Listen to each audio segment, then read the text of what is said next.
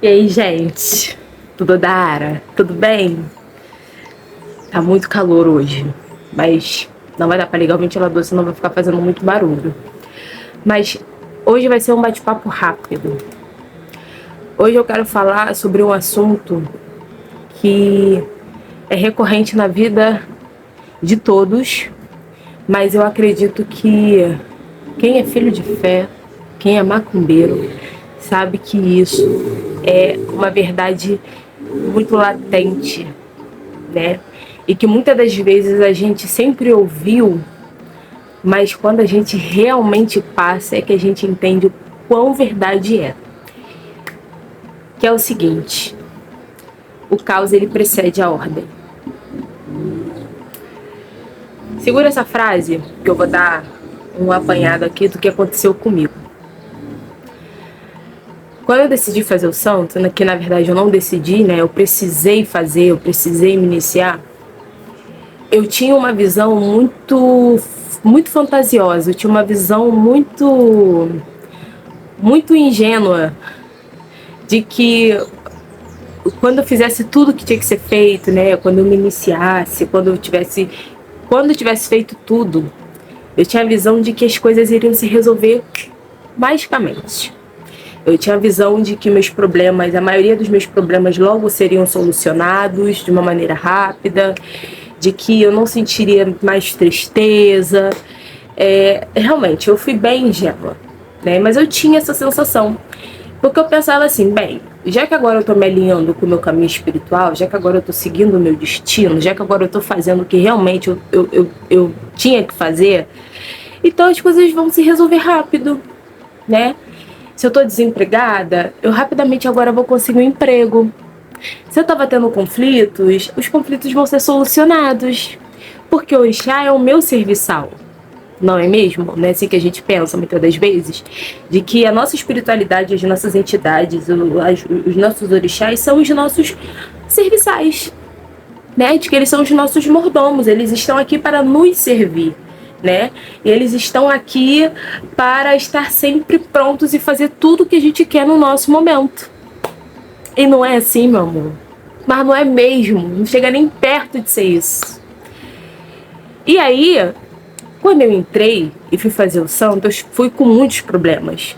E pasmem, quando eu saí, né, do Roncó, ali aquele momento que a gente fica isolado, ali naquele momento dos rituais, e vim para a vida real, eu tive mais problemas. Olha que doido. Eu tive mais conflitos.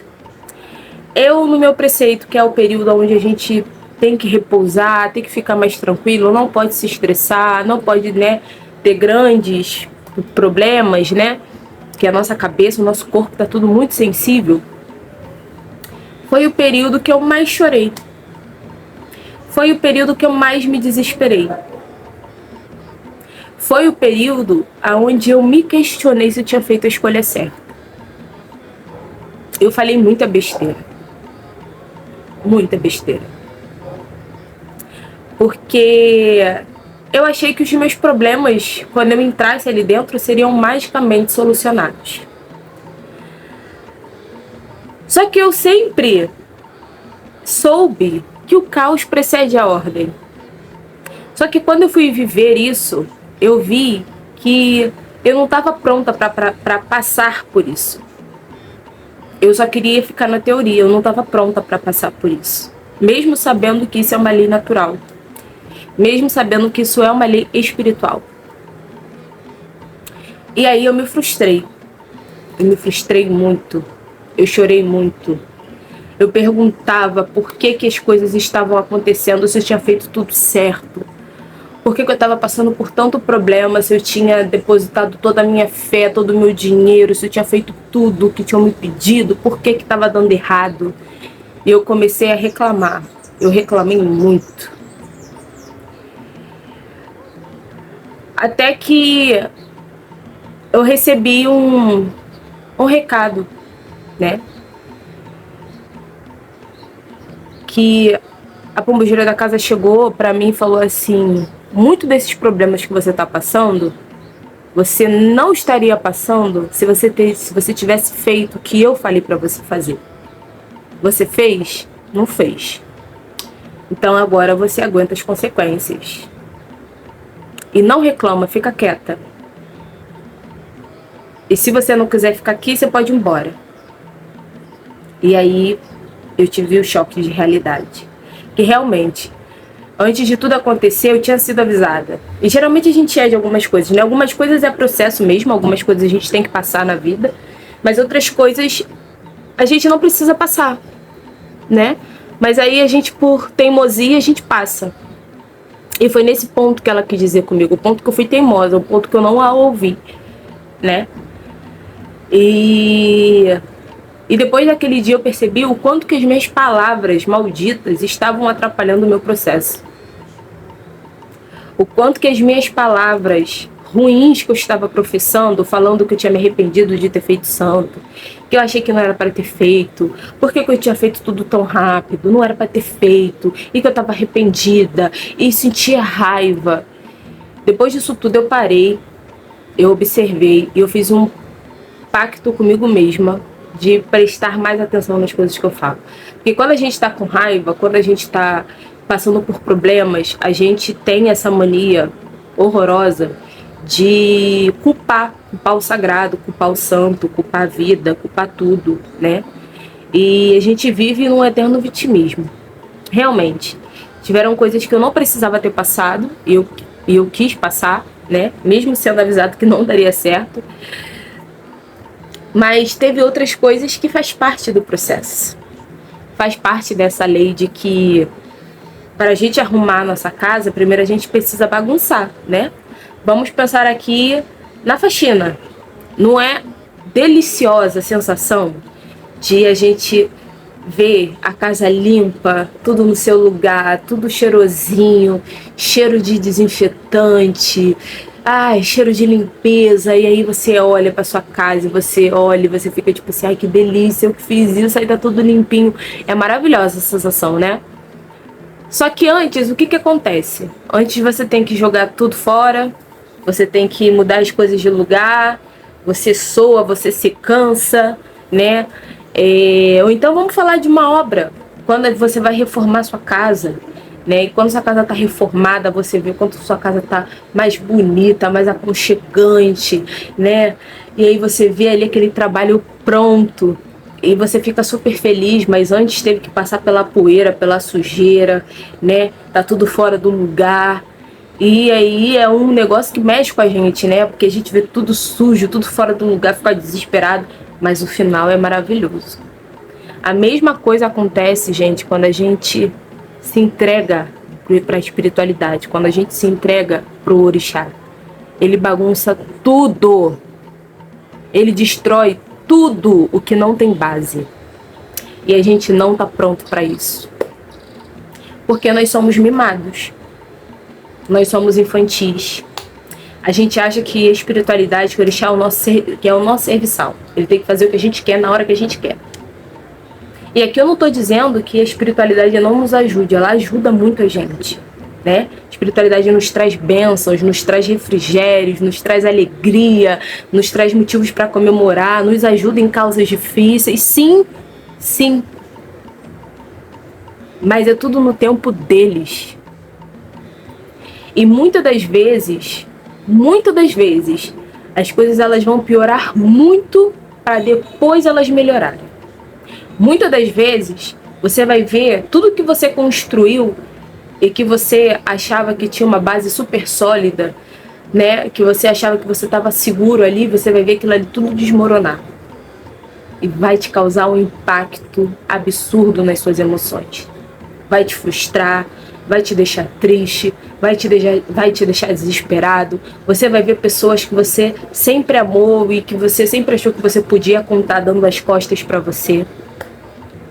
Você vai ver pessoas que você achava que eram o seu alicerce se mostrando como realmente são. Você vai entender as suas falhas. Você vai entender que você não é tão bonzinho assim quanto você pensa. As máscaras, elas não caem só para os outros, elas caem primeiramente para a gente. Que a gente também tem essa mania, né, de achar que só os outros são falsos, só os outros não prestam, só... E a gente também. Muitas das vezes a gente não presta, a gente é falso, a gente se vitimiza. E a espiritualidade vai fazer com que tudo derrube, tudo caia, tudo aquilo que não tem estrutura, tudo aquilo que é falso, tudo aquilo que é do ego, ela vai jogar no chão. E aí a gente vai se sentir derrotado. É algo que a gente não está preparado. Eu não estava preparada. Não estava. Eu entrei muito iludida. Porque eu achei que minha vida se resolveria num passe de mágicas. Mas como se minha vida pode se resolver num passe de mágicas se durante tantos e tantos anos eu vivi uma mentira? Como que as coisas podem se resolver num passe de mágica se eu ignorei lições que eu precisava aprender durante tanto tempo da minha vida? O tempo também é um orixá, gente. E a gente precisa aprender a respeitá-lo. A gente precisa aprender a reverenciá-lo. A gente precisa aprender a respeitar o tempo das coisas. E a gente também precisa entender que cada um tem o seu próprio tempo. Às vezes a gente olha para a vida do outro e a gente fala assim, nossa, mas fulano conseguiu isso aqui tão rápido. Por que eu não consegui? Então eu tenho de alguma coisa errada comigo. Não, porque você é você e fulano é fulano. Fulano tem a trajetória dele, tem o destino dele, tem o Odu dele. E você tem o seu. É uma delícia ver quando tudo se soluciona, né? É uma delícia ver quando tudo se arruma.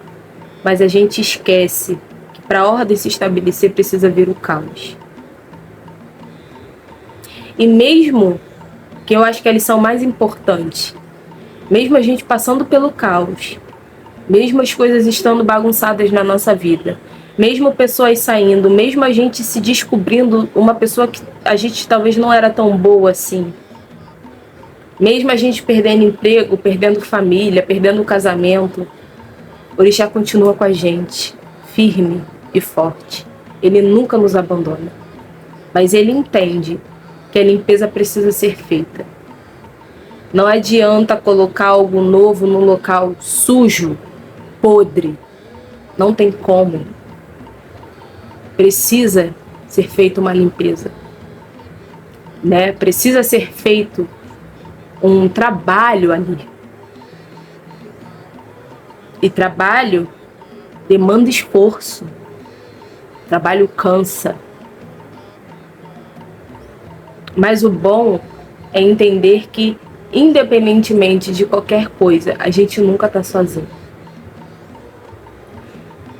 Depois que eu realmente me comprometi a prestar mais atenção nas coisas que eu falo, que é muito difícil, gente. Acho que é um dos ebós mais difíceis que a gente pode fazer são os ebós das palavras, sabe? É o ebó de língua. A gente guardar a nossa língua dentro da boca. A gente não falar as coisas quando a gente está doido para falar. É o mais difícil. Mas eu me comprometi com isso.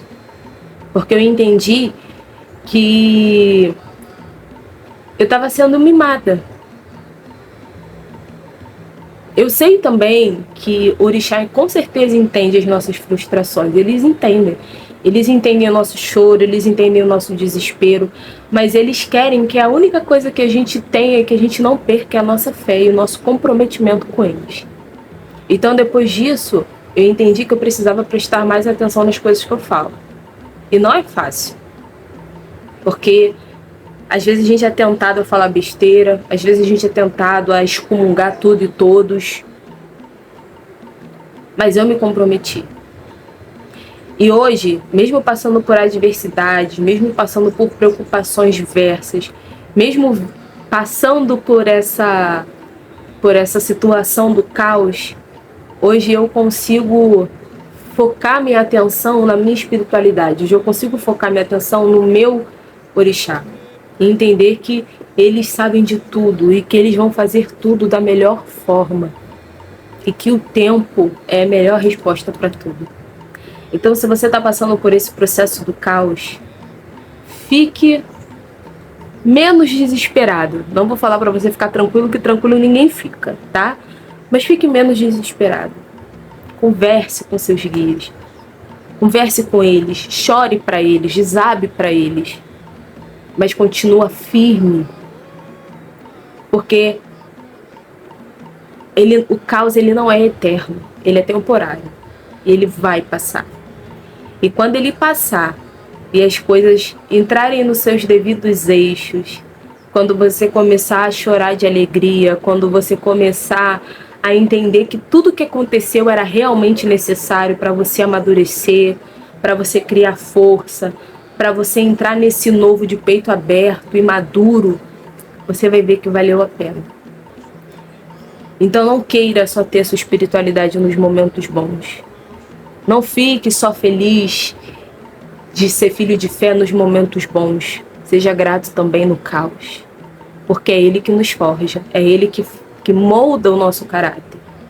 É Ele que faz sair tudo o que não presta. E que muitas das vezes a gente é apegado. Mas que não tem estrutura. E tudo aquilo que não tem estrutura, o Orixá tira. E depois, quando você estiver na ordem, você vai entender que foi a melhor coisa que o Orixá podia ter feito por você. Você nunca vai se sentir tão grato em toda a sua vida.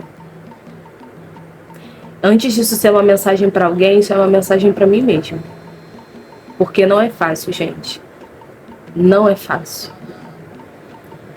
Mas com eles, a gente tem esperança, sabe?